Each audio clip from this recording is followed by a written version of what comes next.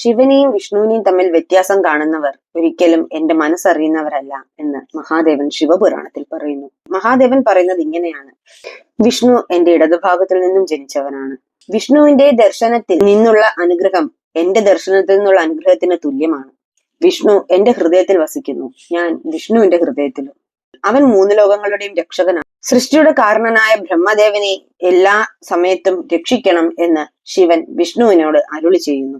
നീ മൂന്ന് ലോകങ്ങളിലും ആദരിക്കപ്പെടുന്നവനായിരിക്കും എന്ന് വിഷ്ണുവിനെ മഹാദേവൻ അനുഗ്രഹിക്കുന്നു. ബ്രഹ്മാവ് സൃഷ്ടിച്ച ഈ ലോകത്തിന് ഒരു ദുരിതം വരുമ്പോഴെല്ലാം എല്ലാ ദുരിതങ്ങളുടെ നാശത്തിനായി വിഷ്ണു ഉണ്ടാകണം. എല്ലാ ദുഷ്കരവും അസഹനീയവുമായ പ്രവൃത്തികളിലും ഞാൻ നിന്നെ സഹായിക്കുന്നതാണ്. നിന്റെ അക്ഷീണരും ഉഗ്രരുമായ ശത്രുക്കളെ ഞാൻ വധിക്കുന്നതാണ്. വിഷ്ണു, വിവിധ അവതാരങ്ങൾ സ്വീകരിച്ച് നിന്റെ മഹത്വം നീ ലോകങ്ങളിൽ വ്യാപിപ്പിക്കുക. അവരുടെ സഹായത്തിനായി പരിശ്രമിക്കുക. ഈ ശരീരത്തോടെ ഞാൻ രുദ്രനാകുമ്പോൾ ഞാൻ എപ്പോഴും സഗുണനായി ഭവിക്കും.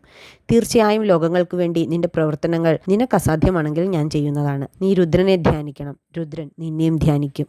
നീയും രുദ്രനും തമ്മിൽ വ്യത്യാസമില്ല. എല്ലാവരിലും ഏറ്റവും ശ്രേഷ്ഠനായവനാണ് വിഷ്ണു. നിന്നെ ആരൊരുവൻ വെറുക്കുന്നു അവൻ തീർച്ചയായും നരകത്തിൽ പതിക്കുന്നവനാണ്.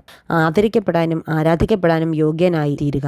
എല്ലാത്തിൻ്റെയും അധിപനാകുക. എപ്പോഴും ദുരിതങ്ങളിൽ സഹായം നൽകുക. ലൗകിക സുഖങ്ങളും മോക്ഷവും എന്നേക്കും എല്ലാവർക്കും നൽകുക. എല്ലാ ആഗ്രഹങ്ങളുടെയും പൂർത്തീകരണത്തിൽ ഏറ്റവും മികച്ച സാക്ഷാത്കാരനാകുക. എന്റെ ആജ്ഞപ്രകാരം നീ എല്ലാവരിലും ജീവാത്മാക്കളുടെ രൂപം സ്വീകരിക്കും. ഹേ ഹരി, ദുരിതകാലത്ത് എന്റെ അവതാരമായ രുദ്രനെ ആരാധിക്കുക. നിന്നിൽ അഭയം തേടിയവൻ തീർച്ചയായും എന്നിൽ അഭയം തേടുന്നവന് തുല്യമാണ്.